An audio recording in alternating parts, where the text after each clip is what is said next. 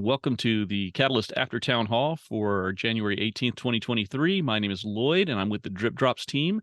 Every week we gather to have a discussion over entrepreneurship topics, and this week's topic is customer personas. So we want to open up with, what the heck is a customer persona, right? So it's a fictional identity. What you do is you make a representation of what your ideal customer looks like. So there are some steps that it takes to get there, and we say there's really four major areas that you want to try to apply to each customer persona to fill it out. And we start with psychographic information, so things that are about the person themselves. Then demographic information, stuff like where do they live, where do they work, how old are they, what are their interests, that sort of thing. Then we talk about their behaviors. And their behaviors should be like related to your business in some way. So what of their behaviors intersects with your business? And then lastly, it's their beliefs.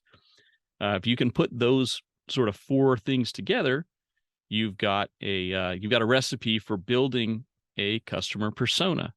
So just open the floor up and ask a question. Has anyone here built a customer persona for a business before? No, in fact, it's the first time I'm hearing of it. Okay. Harsha, you have? I have built it, but from the perspective of UX, we build personas all the time. So I don't know how different it is to build it for the business itself, or if it is different at all. But yes, yeah. Yeah, and I actually don't think it's different, but go ahead. Tell me a little bit about your experience with building in the UX perspective. So these days I've been working in the UX part for DAOs, where the customer and the stakeholder are pretty much the same group. So it tends to get a little more complicated than usual. So we use something called the Ikigai to give like the individual autonomy. So that's what we have been doing up until now. Okay, great. And do you have a particular tool set that you use, or do you guys just have an internal method that you're using? So we just experiment because it is newer in the space, and we just build on top of each other's learnings. Excellent. Yeah. That's good to hear. Yeah, we, similarly, we're trying to kind of identify, and that's one of the cool things about doing these spaces is we're hoping to hear from the community, like what are you guys doing? And UX is one of the best places to understand this information, because the more you know about the person, the better you can build for that person, right? So, and that can bring me right to the next thing, which is, why our customer persona is important to your business. And I do think it's that idea that it's a model to aim for, right? If you can relate to the person or empathize with the person, then it's easier to do all sorts of things to reach that person, right? And I think it works across all the business channels, like you were saying, user experience. So I have product planning listed here. If you're building this for someone, you want to know who that someone is. You can imagine, if you guys have heard the Segway story, the backstory behind Segway, I'll just tell this one quickly. They went in secret and they built the Segway. They spent millions of dollars, tons of time, a couple of years of time, right? And then they went on, I think it was Good Morning America or some big, national television show to put it out there, and it fell absolutely flat on its face. They had built this product in a vacuum. They didn't have a good customer to build for, and in the end, the people who could use it was a very minimal. They thought they had a huge marketplace where everyone would just start jumping on these and drive them everywhere. In reality, they had a very limited mobility market, but it was still a market, but nowhere near to justify what they had done to build it, right? So, so product planning, that's one of the best places to have a customer persona.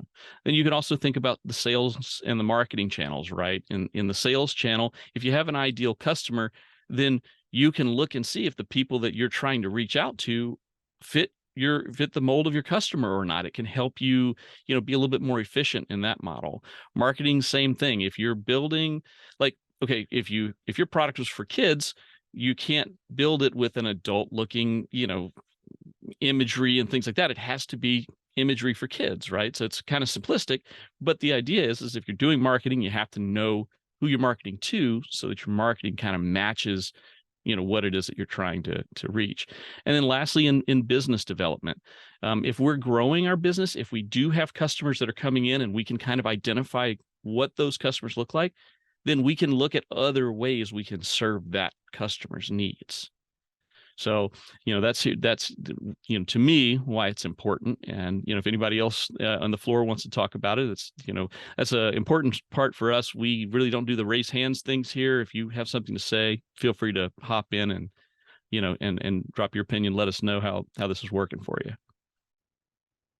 This is actually curious for me because I've developed 3 personas. I'm in the Google UX specialization, and they give us step-by-step processes to develop the UX persona. And I've been sort of blending my experience naturally, sort of nesting in Project Catalyst meetings and being here for almost a year now,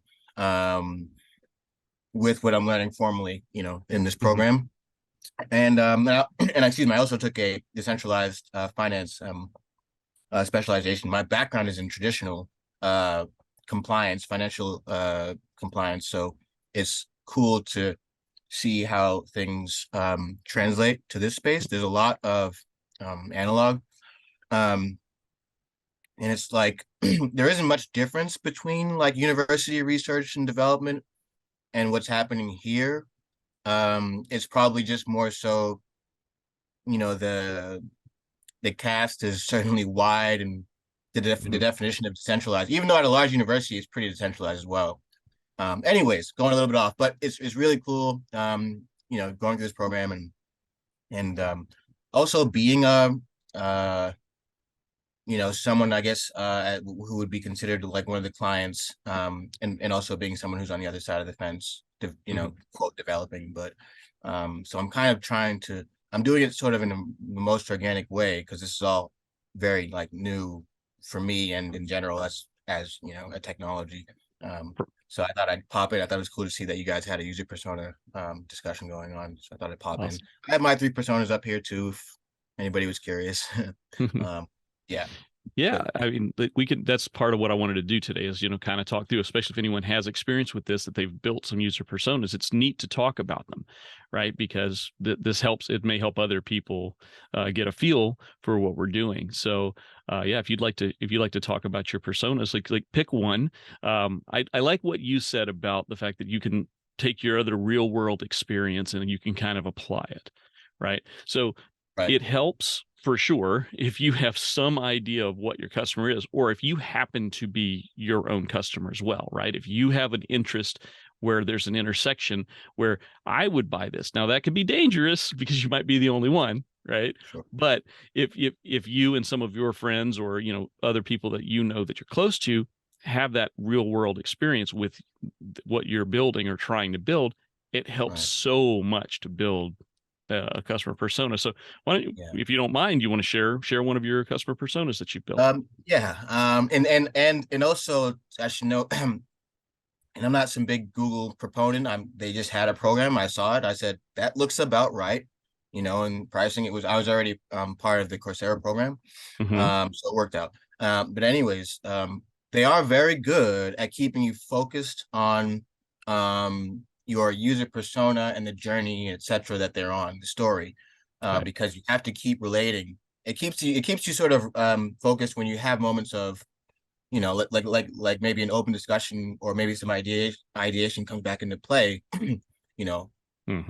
keeping focused on what's the target here. And sometimes you do have, like, as you said, like with the Segway, they had a technology that was very exciting to them, and it probably is to people in general, but like it had no practical use case for day to day for each person, right? So, when you put it on ABC, it's like, hey, that's cool. Anyway, like, like, how much is that? Next. Yeah, exactly. Right. Unless it was like a mass market friendly, if it wasn't like, $50, right? No one cares. And it was thousands of dollars. And I thought one of the other great things was that you couldn't even hold an umbrella while writing. That was one of the biggest usability things. You can't hold an umbrella. So because you can't hold an umbrella while you're using it, they just took away a huge chunk of time that you could possibly Right. use it. A very practical, scenario that's going to Simple. come up that goes right against the design of your product. Wow, Exactly. I missed that part, but yeah, It, totally. one of my favorite points about that debacle is that literally one of the main turnoffs after people actually got their hands on it was that I can't hold an umbrella, because you had to keep both hands. The only way to make it work was keep both hands on that, on that Right. stick. Right. But I see like people, not to get off, but I see people like on the boards with no handles. Like, does that not? So that's anyway. that's a newer tech, right? That tech came Mhm. out later, and that tech is more friendly. That tech, Okay. size and everything is actually more friendly for what people would use it for, unlike, and a lot of those new innovations came based on the flop of Right. Sure. right. Yeah, you got to see somebody fail sometimes. Hopefully, it's not you. Exactly. Try your best not to. So Yeah. so Lloyd, share one of yours. did you want me to screen share or just kind of talk about what I Let's see have? if you can screen share. I'm not sure if you're allowed to, but if you are allowed to screen share, you can go ahead and give it a shot. I can try. Okay. Yep, I've got it set to all participants, so you should be able to. There we go. Cool. Can you guys see this? It says you started screen sharing. There it goes. Yep, perfect. Yes. All right. This is Abby. This is Cool. so funny that I'm showing somebody. But yeah, so Abby is probably my prime persona that I'm kind of going with for my portfolio, for my specialization.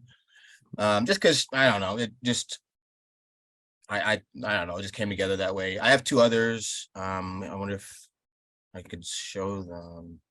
Anyways, I'll stick with Abby. So anyways, we'll just stick with Abby here. So Abby is someone who, or actually, what do you guys see? I'm just, this is totally raw for me. Like, how's this looking? Yeah. And I'm glad that this is great to share, because this is exactly the kind of stuff that I was hoping to convey today. I want people to take a look on the left. Now, first of all, there's a picture, right? You can find, this is a fictional person, so you can pick the picture from everywhere that you want. An idea that you might have is you might use Midjourney or something along those lines. You can now use an AI to kind of generate a photo for you if you wanted to, right? So just one option, or you can go from stock photos or whatever, but a photo is important. That's one element. It helps you relate to the person. Even though it's a fictional person, it does help you relate to the person. So, and that's the importance of this, right? You as a product designer or a salesperson or marketing person, you have to be able to relate to the people you're selling to. And this helps you do that. So I wanted to start with that. Look at that picture. That helps you get there. Look at the age, education, hometown, their family, their occupation, right? So psychographic, demographic information. I like the quote. I've always thought that's cool if you can come up with a quote for why that, that person is there and available to you. And then where you got goals and frustrations, that's another really great.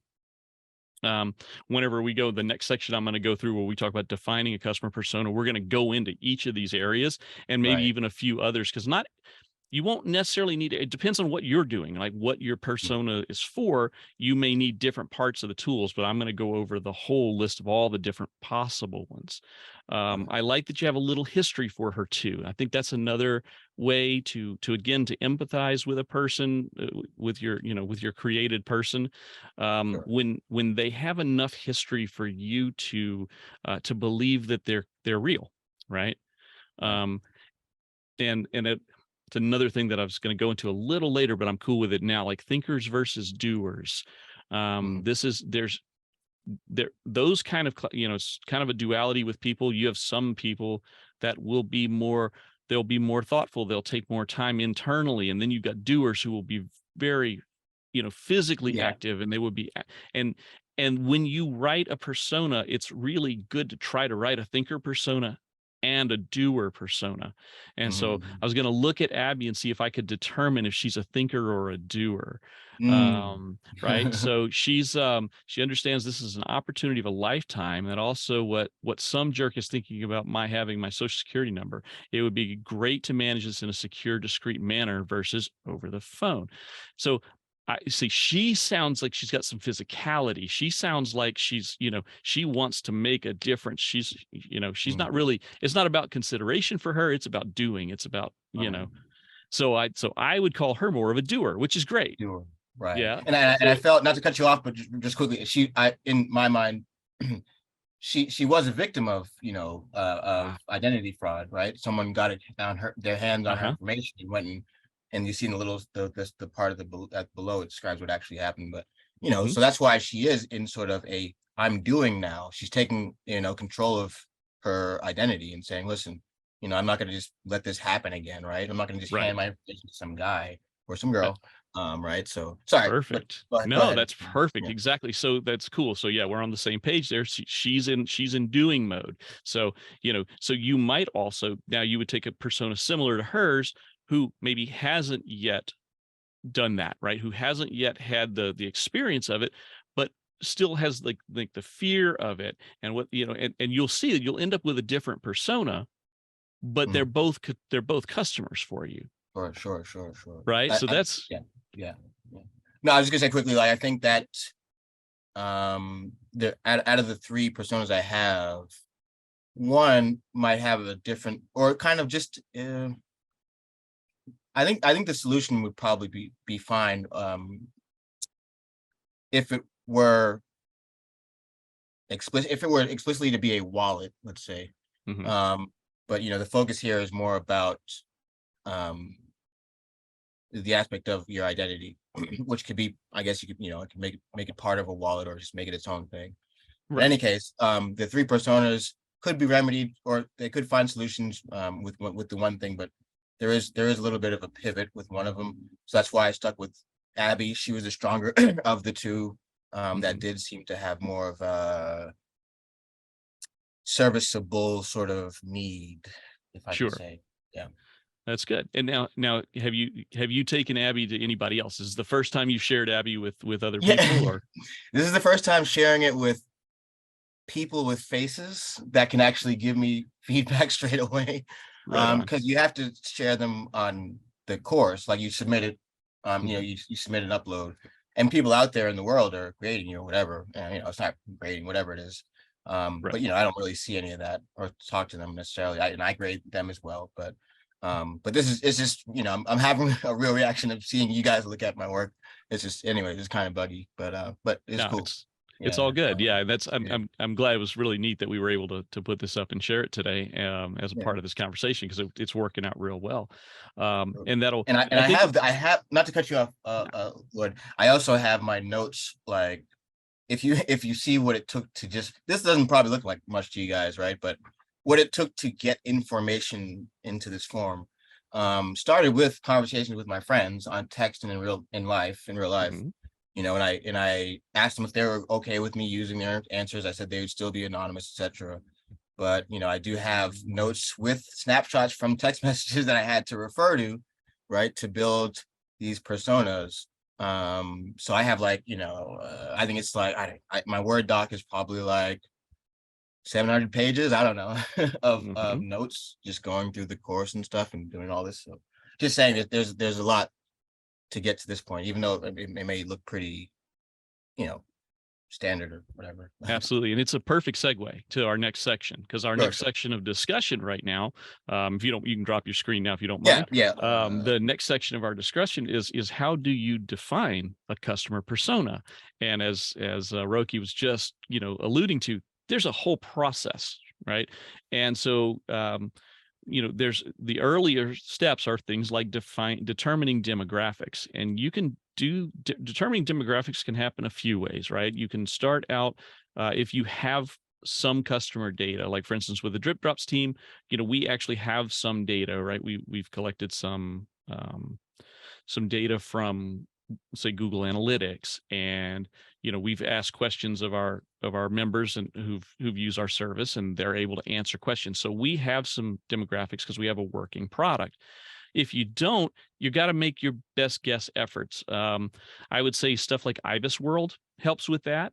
If you're not familiar with Ibis World, it's a public database. You probably need university access to get access to it, but you can also go to libraries and get access to it. But you can go in and you can look up an industry, and the industry gives you some really good basic demographics for that industry. So that's one way that you could get it if you have nothing to start from. That's the way to do it. If you've got a product or a service, you can try to put it out there for sort of initial evaluation. Let some people try it and kind of base your demographics off of the first people that tried it, that liked it. And maybe if they didn't like it, you might want to also have sort of an anti persona. If you find a group of people that don't fit your model, it's very good to know them too, right? So that's the first step, is finding some demographics. And then from there, you have to identify their goals and values. And if you saw in Roki's that he had a goal, for his person. He knew that she knew exactly what she wanted to do, and she had a reason for wanting to do it. So putting yourself in your customer's shoes and figuring out their goals, figuring out their values, the things that are important to them, are going to help you flesh out your customer. Then the next one, and this one's super important: what are their challenges and pain points? What are the things that hurt? Because that's where we did one here for minding the gap, is what it was called. It was a gap analysis. And gap analysis is all about pain points.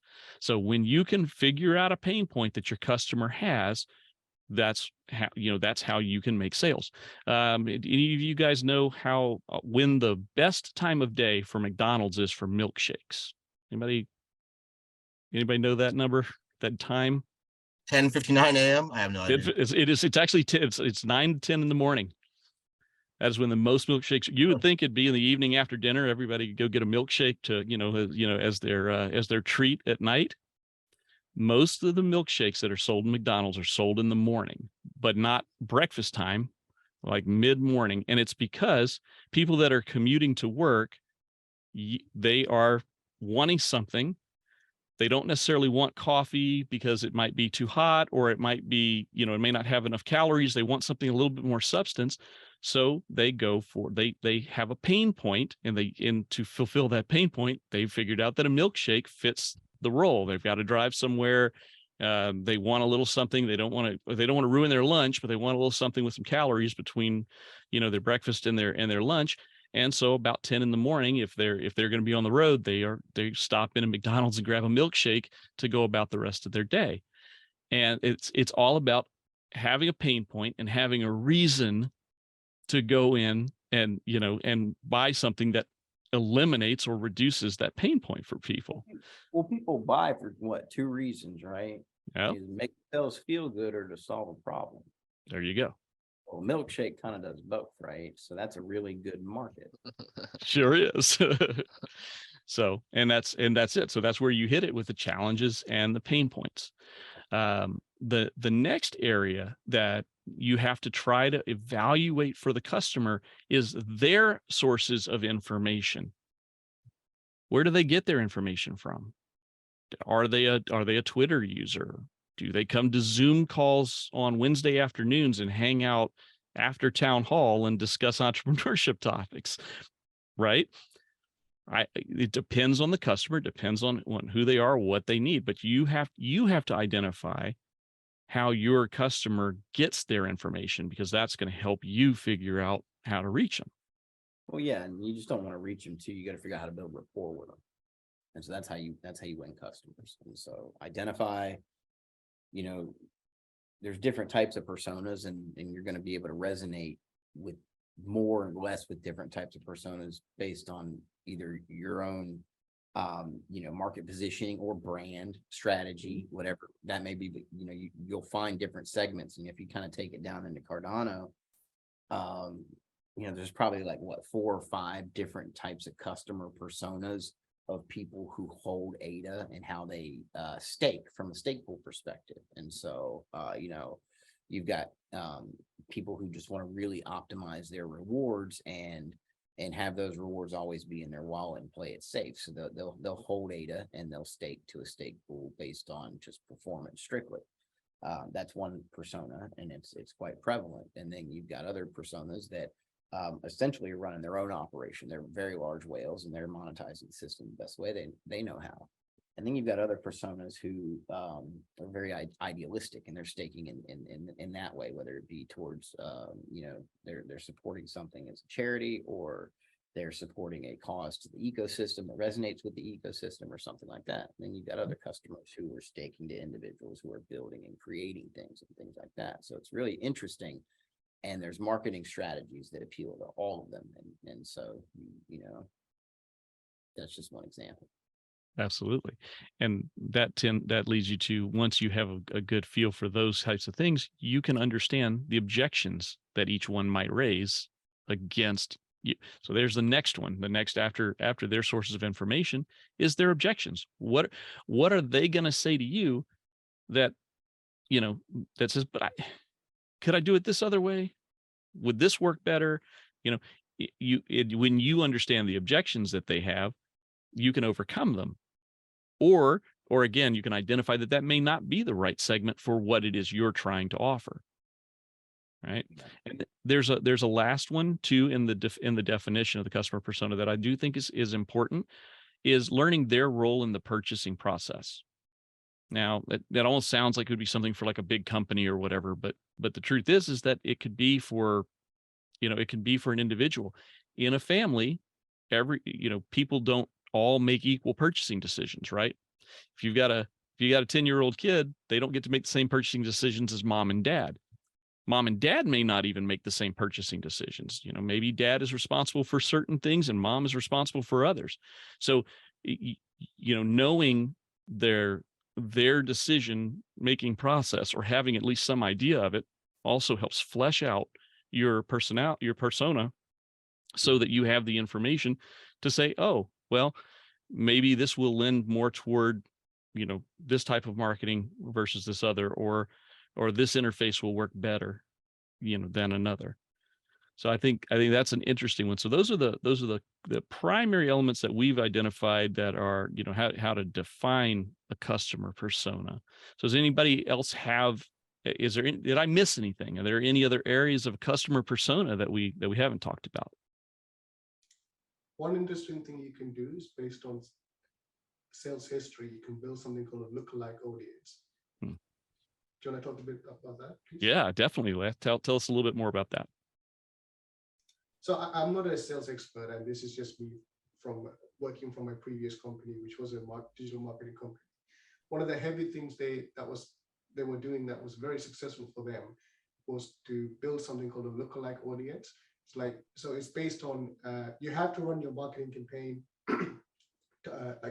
you cast a wide net and then see, what gets caught.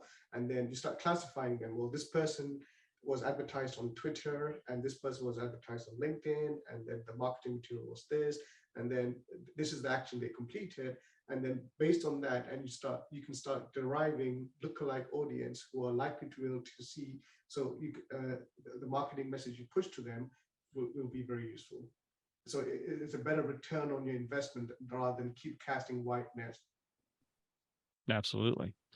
And that does lead me into where I was heading next, which is that there's kind of a drive of this process for the persona, where you take the persona that you have and then you apply it into other things, like, for instance, the lookalike audience.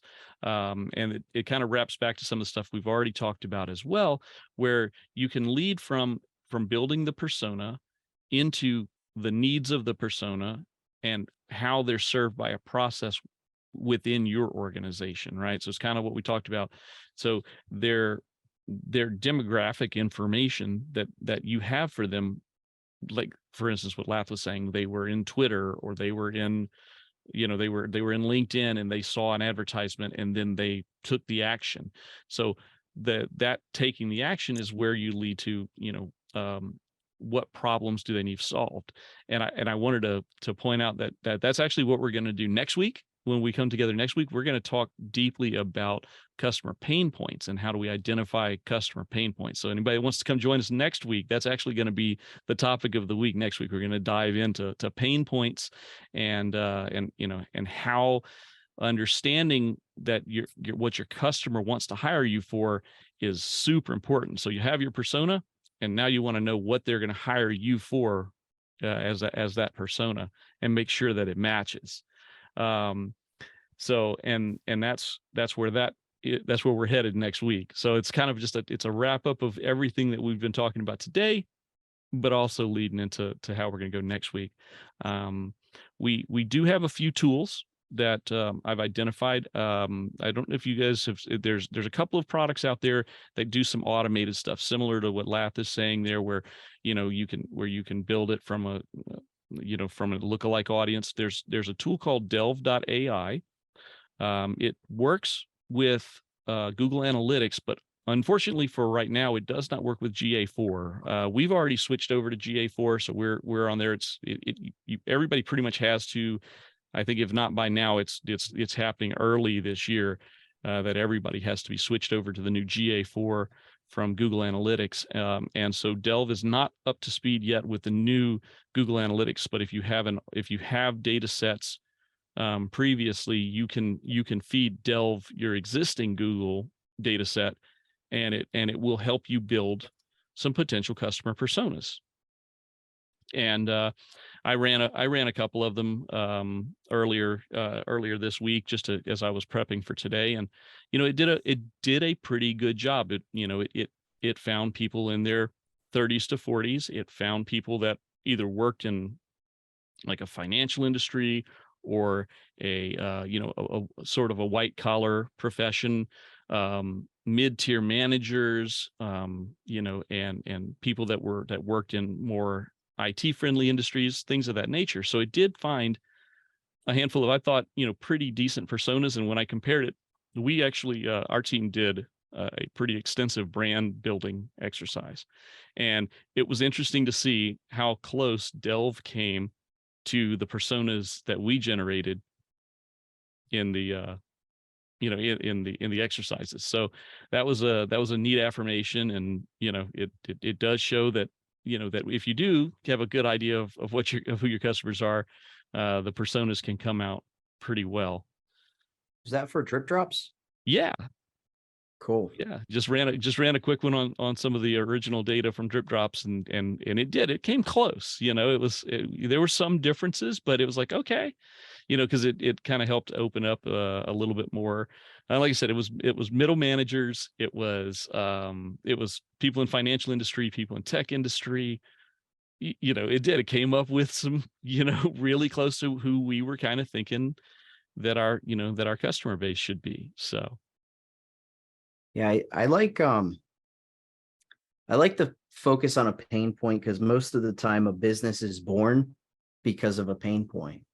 An assessed pain point. Like DripDropz was born out of the idea that the min UTXO model was going to be very, very difficult for token projects to deal with. So we wanted to provide a solution. Oh, And we knew it was going to be necessary long term, but really we played into more of an appeal to the general community, of wanting a lot of tokens and that kind of stuff. So there was a market appeal, and yeah. And the idea of being inclusive, allowing anyone that's staked into the Cardano ecosystem, any pool, would be allowed to participate. Even if they were only qualified to receive drip tokens, they were still able to interact with the DripDropz platform. It turned out to be that most pools, or almost any pool you stake to, you'll get a whole plethora of different types of tokens. But that was the whole concept at the very beginning, was inclusivity and addressing a pain point. And a couple of them were distribution, because of a built-in min UTXO in the protocol. Right. Yeah, So that was also personas. legendary. you encourage staking too. That's something we wanted to get to. So the model, Yes. encourage That was staking. awesome. That was awesome to have you guys doing that. And I was still very whatever newish. Well, what but, excited you the most? It was getting a whole bunch of tokens at once, right? That's Yes, exactly. There you go. And so there's the two projects personas. that came were excited No, as we well, were. no, well, all right. To be honest, yes, obviously that's obviously that's. But you know what I'm saying is like that makes the net so wide cast. Like no one's gonna. Unlike the segue, right? All right, you got a segue. What am I getting from this? I have to go to my bank and pull out $2,000 for one of those things. I have an umbrella. What do I do now? Right. So that thing fails on arrival. I bet they never saw it because they were so in love with the tech. Whereas, you know, I'm coming into Cardano. I have my wallet. Yeah, I'm staking. You know, like I advised, I'm staking. Hey, what's DripDropz? Oh yeah, oh wow. Okay, so I get some free tokens. I don't even know. This is fun. It just made it fun, even. Right. There you go. And you felt like you said, Anthony, inclusivity and you know, you felt like, wow, I didn't even know I was part of something, but that's cool. Let me go check in this website, see what's up here. And then the tech of seeing it, you read about the extended UTXO model, and you're seeing what it's able to do that you couldn't have, or it definitely wasn't possible on Ethereum as far as I ever knew. You know, I came to Cardano because of the tech and the white paper. And then the community was where I was like, wow, this is a no-brainer. It felt like Christmas every day. Everybody was just so helpful and great. And then like seeing something like that was like, all right, man, this is like fucking wow. So yeah, and I mean, I think that was, you know, it was part of it made the experience of coming into the community and into blockchain and saying, all right, I can give this a chance now. I get to stake my stuff securely. I have this program that is they're going to give me tokens just for staking, you know, and then I get to kind of communicate with people about it and learn about projects and what have you from these random tokens that are coming into my wallet. You know, there was a lot to process, and I think that overall the experience was just made very enriching, and it was cool, very cool. And you guys are cool too. Yeah, definitely. Yeah, that's good feedback. And it's funny that you say that because we had a lot of people like for the first couple epochs coming over to us like my wallet won't work, and they're sending us like Ethereum wallet addresses and stuff. So it was kind of cool to do something so different that like unknowingly they from Ethereum came over to a Cardano platform, tried to use it totally unknowingly to the point where they were emailing us their wallet address. And like they just wanted those tokens, had no idea that they were all on the Cardano blockchain, that it was Cardano exclusive. But yeah, it was a really neat situation. It was cool to see the expansion and see it, the outreach of what DripDropz did. Yeah, we got one guy so excited he sent us $1 million ADA. Or was that? Wow. That wasn't me. On our first day. Yeah. Yeah, we got someone hit the send all button, and well, a lot of people hit the send all button in your order, but I think one of the biggest ones that we had happen was over $1 million ADA. We of course sent it back. It was just funny because he messaged us and he's like, "Are you guys gonna send that back?" We're like, "Yeah, for sure, man." Yes, that Yeah, should man. be the end of that product, right? Like, guys, we launched it. We made $1 million in day one. All right, time to go home. Wow. You might want to, that might be some sensitive information. If somebody found out that they accidentally sent $1 million ADA, I could see them now being targeted. That's not a public ledger. Yeah, I mean, shit. And all you got to do is look back at the transaction history. When did DripDropz start? Okay, $1 million ADA transaction. There's the wallet address. I'm going to target this guy. No, I mean, Are you going to give them like the blueprint, the whole blueprint? Because like you can look through the whole blockchain and see all. You can look at the rich list of wallets and find millions. Yeah, you can find way bigger wallets than that. Yeah, that's a pebble compared to what I've seen. I've seen a wallet with a couple of cool 100 millions of ADA. Yeah. It's not quite a minnow wallet, but he's what is it? What is he? Is he a pilot shark? Maybe somewhere in the middle, right? But to roll it back to customer personas, we really in that conversation we really talked about 3 customer personas. One was the end user who wanted tokens, who was excited about getting tokens, and that's one possible persona that we could develop from that. another, going back to Anthony's point about the menu TXO, well, the project owners were that persona, right? They were interested in getting their token in people's wallets, but they didn't necessarily have enough ADA to give it to everybody that would be interested. So by DripDropz offering the ability for the client to give the menu TXO that's coming back to them, when we gave them that option, now token projects had a new way of operating. So we found up there, that's where the pain point for that particular customer, the token creator, comes in, and they hire us. And we knew this early on, and that was just from being community members and, being around when native assets first launched and saying, okay, let's share these with everybody. Oh crap, I'm losing ADA every time I want to share something. And ADA wasn't that expensive. So you take the hit as you send out to 50 people, your wallet starts to take a dent. And then 150 people, it's like, what the heck? And then if you want to get 1,000, it's like, okay, this is a cost endeavor and there's no way I can get widespread distribution. And so Adam Dean created the first faucet for native assets, the Space Coins faucet. And that basically utilized the concept of you send to ADA and you can get, tokens that come back with your menu TXO. And I think a quarter ADA was donated to Save the Children Fund, and the other quarter ADA was burnt in TX fees, and the user got back about 1.5 ADA plus their Space Coins. So it was that was the first, that was when I realized, okay, this is how business is going to be done on Cardano, because there's no way you're going to airdrop and spend 150,000 ADA to airdrop to 100,000 users. That at the time, menu TXO's come down a bit since then, so it's not as bad, but still, it's a huge cost. Right. And at the very least, it would always be one ADA unless they change the min ADA amount. From the user side, it's an anti-spam measure as well. The network protects itself by having the menu TXO so that you don't fill up the ledger, because it's another type of attack with the useless data. Great. So now that becomes a cost prohibitive activity to the projects who wants to distribute token or do airdrop. It's okay for project who do like an ISPO where they took all of the ADA profits from it, like 100% of it.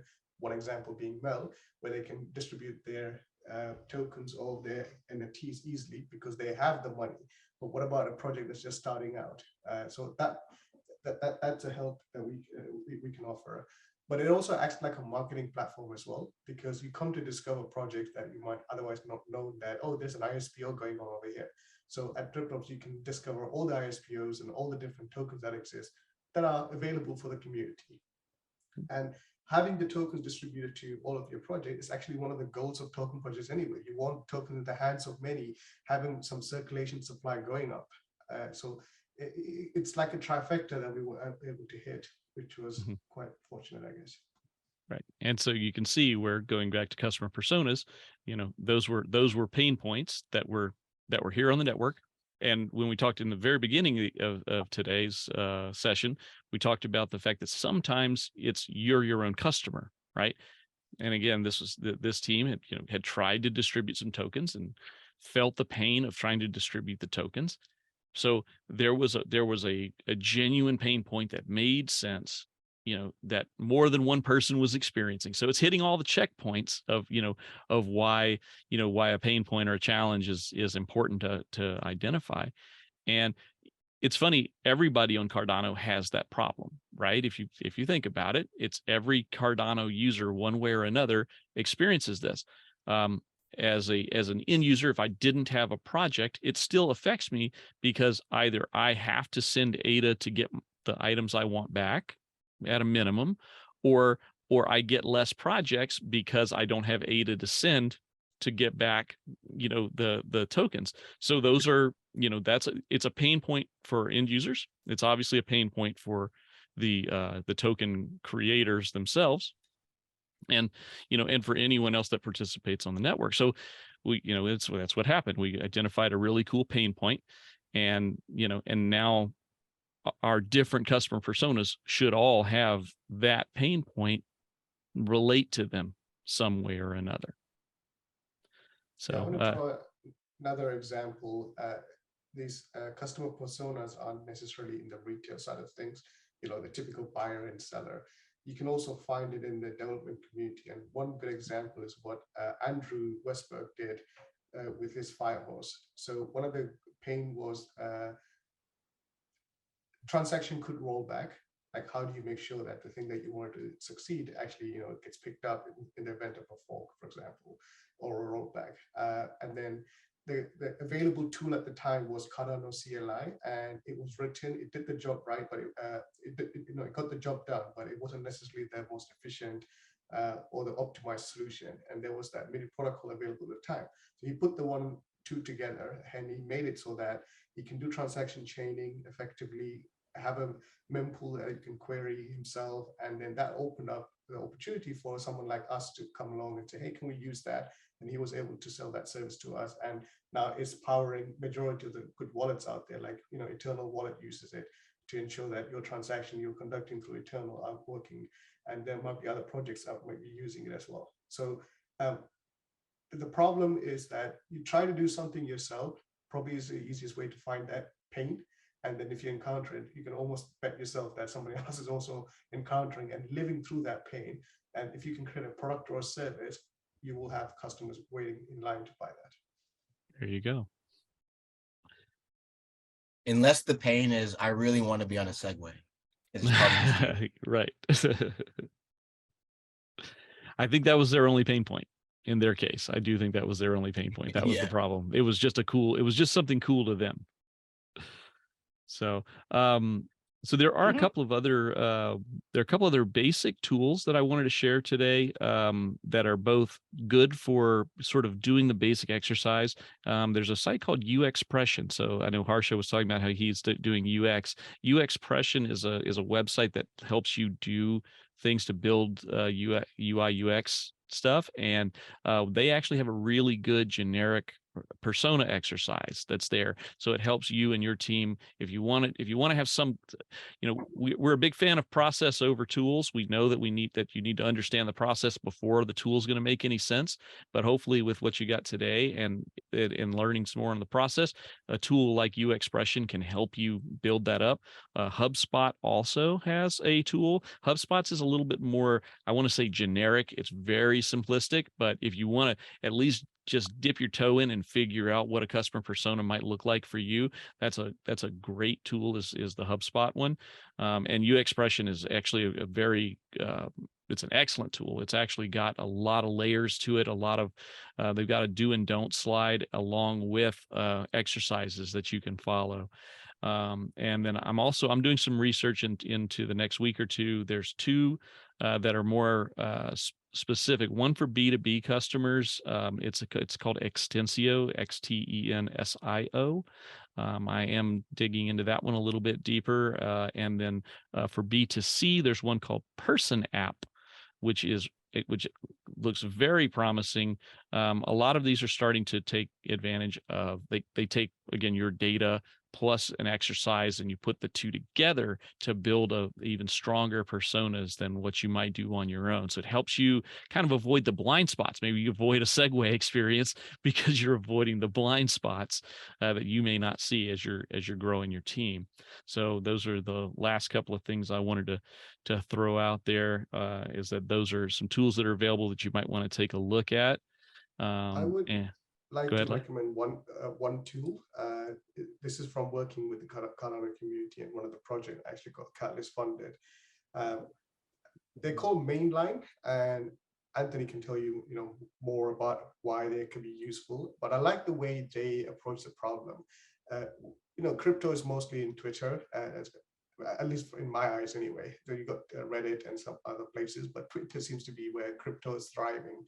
And one connection these guys made was that you could see from the data that is available after you sort of authenticate your account with them through OAuth, is all the different connections and the different points where you intersect. For example, I'm talking to most of these people, but then I could be talking to these people as well, or tagging them, or including these hashtags in my post to have a big outreach, because they're making the connection based on the nodes of interaction on the Twitter, just starting from you as an individual. So that's a very powerful tool, but they're being it's a bit difficult for them because Elon Musk keeps changing the deployment of Twitter every day. Yeah. So API that you had access to today is no longer available tomorrow, or maybe the auth mechanism changed, but like they're battling through it. But I hope that they're successful, because once they complete that product, it will be immensely valuable to us. For example, my use case would be is like, who are we not tagging in our tweet in order to get an engagement? Who could we be talking to? You know, what accounts we should be following? For example, is there an NFT community that's thriving with the token that we should be getting involved with? But we don't know because we are in our own silo. Because I get it, like everything is algorithm orientated. Like, you know, you're going to keep seeing more of what you like and what you see and what you interact with. Therefore, echo chambers are naturally forming. But this is a way to get out of those echo chambers and have a look at a bigger picture, looking at the relationship between these nodes and those nodes. Hey, Curtis, we don't really, you can just speak freely, I guess. Yeah, go right ahead, Curtis. Yeah, understood. No, I was just waiting. No, thank you for that information. That I'll definitely take that into consideration. So Lloyd, you mentioned Extensio. I'm just curious, this is a random question. Have you seen anything like that tool that integrates with Notion so I can build, you know, the data that I want to be on my website, and then have some tool like Extensio pull from that, and then that I do. You want to talk about for those of us that are building, that's a killer app. That's a gap that's there. Right now, these sites all tend to work only on not public, but well-known data sets. I think it's probably because they're it's kind of a really specialized thing, right? So they're able to generate these because they've tweaked their models over and over again to pull a good customer persona out of genericized data. And so right now that would be amazing, but and maybe it may be some kind of one of those AI plays where you start training a model to really, once the model's good, then you should be able to give it unstructured data, or even good structured data, and let it help you build a persona once it's trained up. But no, unfortunately, I wish you're right on. That would be an amazing tool to have, is to be able to take my data sets and be able to generate the personas from them. Gotcha. Cool. Thank you for that. And then Sure, on of the course. UXpression, is it UXpressia? UXpression, it's UXPRESSION, UXpression. So like user experience expression or impression, whatever. I found UXpressia. Yeah. Did I do I that can't wrong? find UXpression. I may have translated it wrong from my notes. I apologize if I did, guys. Let's verify that real quick here. And Oh, actually, I found an NPM package. no, UX. Oh, nope. I mistranslated it from my notes, guys. It's UXpressia. You guys have it right. Yeah, apologize for that. No worries. So ends with an A, not an O-N. Thank you. Sure. So that one's actually, it's funny because I've actually used that one a couple of times. I've had that one when I went through this veterans course on entrepreneurship a couple of years back, and when I did, we spent a week. We did 3 sessions in a week in that UXpressia program, and I had put it down in my notes, and I miswrote it. So and I'm checking our time today. Try to always keep this within the hour. So we are reaching that hour. We got about 4 to 5 minutes left. If anybody has any final thoughts they want to add, I'd love to hear it. We're, with the DripDropz team, we're always trying to hear from the community. What is your experience with the topics of the week? This week is customer personas. And another shout out next week will be pain points, and really delving into what a customer's pain point is, and how what a customer will hire you for. But yeah, if you guys have any final thoughts, now's the time. Did have one. Oh, sorry. Go ahead. Sure. Go ahead. Just real quick, Lloyd, if you didn't mind, I did have a site that that Google provides us for the course that I'm in called usertesting.com. I could share that if anybody's Yeah, please curious. do. So yeah, you said usertesting.com. There you go. So Yes, and I put it's it in the full chat too. for everybody, and I'll put it in the notes here for us to share. So usertesting.com. And Curtis, you had something as well? Yeah, it was just so I'm reviewing a lot of the tools, so Delve and UXpressia and so forth, to build personas, and they all seem to be based off of current customers, right? Like trying to build the persona based off of potential current customers. What if we're not actually an MVP yet, and we don't have customers? Is there tooling for developing personas? So not really, but You gotta what go you on- can go ahead, Kyle. You got to go on instinct. Yeah. Yeah. If you're in that territory, and the best way to do it is, you're kind of doing it now. You're participating. It's a decentralized environment, and so that's like, if you can participate in more ecosystems where things are happening, you'll hear like maybe a brushing comment, like Lloyd may express a frustration that we're having building something, or like, because we're interacting at a more intimate level, and the more you can delve into those scenarios and be close to that, where you at least can see stuff, and it may even just be looking on Twitter and following all the companies and seeing where people are struggling and that kind of stuff. But if you're intimate with the landscape in which you participate, your instincts will kick in, and then that's all you really need. You can find it, you can hit it, and then that's I mean, with DripDropz, we came out the gate with an MVP, boom, right into revenue. And so You can look at competitors. If you want to build a customer persona for a product or a solution or a problem, a solution that you present to a certain problem, you can look at competitors that offer something similar to. I mean, it depends on how unique your product is for, that's true like too.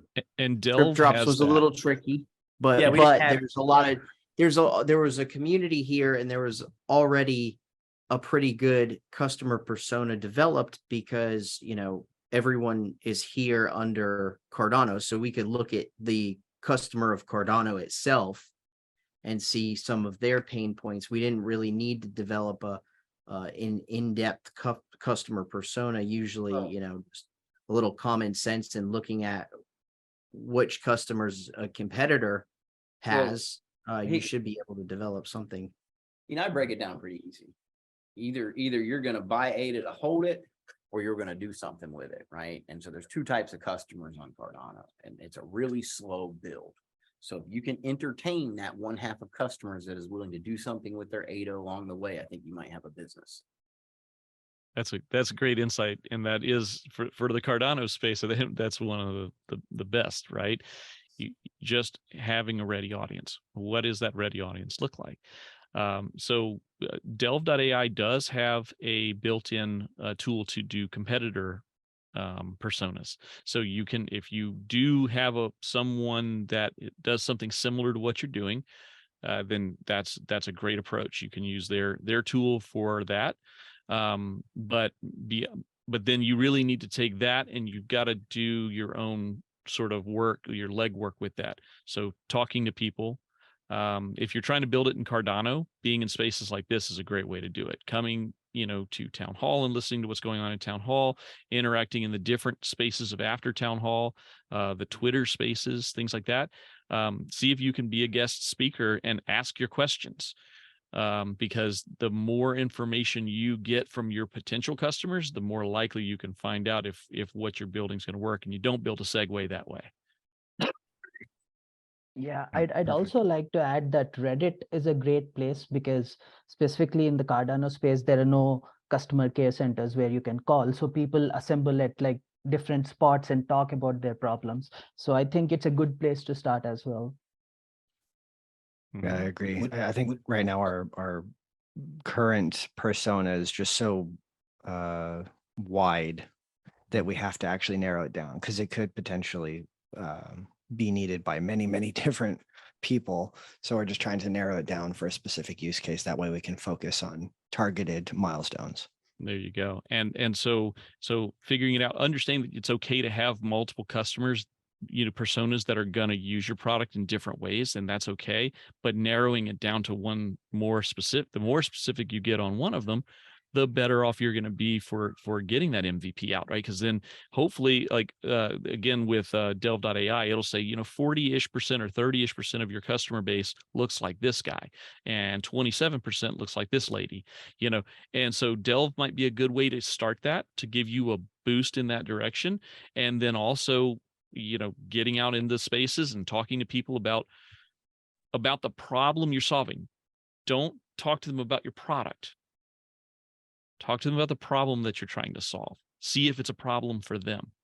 So that's the last, I think it's a great place to wrap it up is, when you're trying to build customer personas in the first place, make sure you're only building your customer persona on the problem, not on what your solution is to the problem, to make sure that it resonates with the people that you're trying to get information from, to make sure that that product will actually have a fit for them. Right. I just want to give props to you there, Lloyd. That's actually, it's cool that you're saying that, because that's one of the things that they're preaching in the course I'm in as well, as far as how you're designing whatever you're designing, is not to be limited by saying, I want to make this piece of particular software. It's like, what's the problem, right? Yeah. A person has a problem and they have a reason that they can't get to that solution, right? So it's, how do you get to the solution? Not by any one particular thing. It might be different things. Like you said, it might be solving, one app could solve different things for different people. Anyways, let me shut up. But well said. Yeah. Thank you very much. All right. And on that note, next week, we are going to dive deep into problems. We're going to do problem setting exercises. So join us again next week with the DripDropz team as we talk about problem setting and how problems are the way that you hire customers, because your customers will hire you to solve their problems. Thanks, guys, and have a great week.